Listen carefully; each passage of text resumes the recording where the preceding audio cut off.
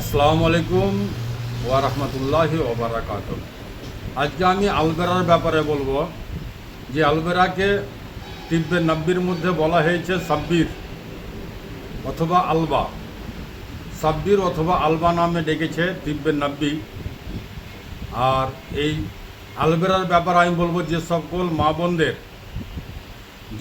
মা বোনদের বাচ্চাদানিতে সমস্যা, পিসিওডি, পিসিওএস, সিস্ট, টিউমার, আপনার বাচ্চাদানির যেই কোনো সমস্যা থাক না কেন, ইনশাআল্লাহ আলহামদুলিল্লাহ এই আলবেরা দিয়ে আপনি আপনার সেই সমস্যার সমাধান করতে পারবেন এবং আপনি সন্তানের মা হতে পারবেন।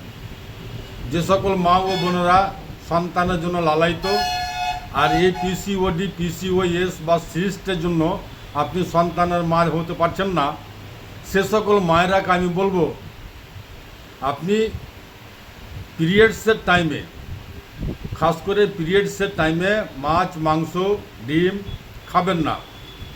মাছ, মাংস, ডিম খাবেন না, এখান থেকে বঞ্চিত থাকবেন গরম জিনিস থেকে। আর এই আলবেরা গাছের পাতা নেবেন বড় সাইজের একটি বড় সাইজের আলবেরা গাছের পাতা নেবেন। পাতার দু সাইডে আছে কাঁটা, শুধুমাত্র কাঁটা ফেলবেন, দু সাইডের কাঁটাটিকে ফেলবেন। কাঁটাকে ফেলার পরে পাতাটাকে কুচি কুচি পাতলা পাতলা মিহি মিহি করে কাটবেন।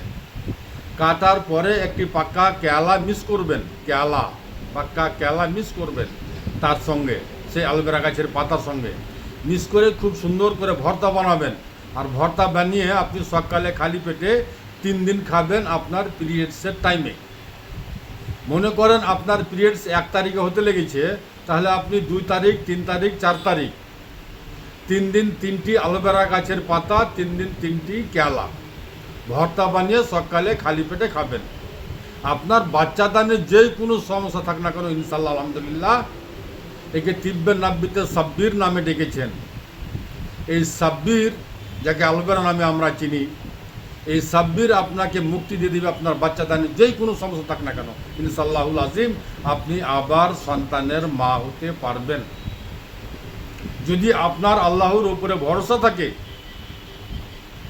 যদি আপনার আল্লাহর উপরে তাওয়াক্কুল থাকে, তাহলে ইনশাআল্লাহ আলহামদুলিল্লাহ আপনি সন্তানের মা হতে পারবেন। এর আগেও আমি অনেক ভিডিওতে বাচ্চাদানের ব্যাপারে বলেছি। আজকে আপনাদেরকে আমি স্পষ্টভাবে বুঝিয়ে দিতে চাই যে আপনারা আলবেরাকে চিনে নেন। আপনাদের প্রত্যেকের বাড়িতে আলবেরা গাছ আছে। সেই আলবেরা গাছ দিয়ে আপনারা মুখ পরিষ্কার করছেন, চেহারা পরিষ্কার করছেন, ওইটা পরিষ্কারের জন্য, পেট পরিষ্কারের জন্য। এক কথায় যে আপনার পেটের যেই কোনো সমস্যা থাকে, আপনার বাচ্চাদানির যেই কোনো সমস্যা থাকে না কেন, ইনশাআল্লাহুল আজিম সকল অসুখের জন্য গ্রহণযোগ্য এই আলবেরা। আর সব চাইতে বড় জিনিস হচ্ছে যে এতে কোনো সাইড ইফেক্ট নাই, কোনো কেমিক্যাল নাই, সম্পূর্ণ একদম বিশুদ্ধ এবং ন্যাচুরাল, খেতে সুস্বাদু। আপনি খেয়ে দেখেন, আপনার হাতে ট্রিটমেন্ট, আপনার হাতে আপনি নিজেই করেন, সেবা করেন আর আল্লাহর কাছে কামনা করেন সন্তানের জন্য। আপনার বাচ্চাদানের সমস্যার সমাধান এই আলবেরা পাক্কা কেলাতে আছে এবং আল্লাহর কাছে সন্তানের জন্য প্রার্থনা করেন।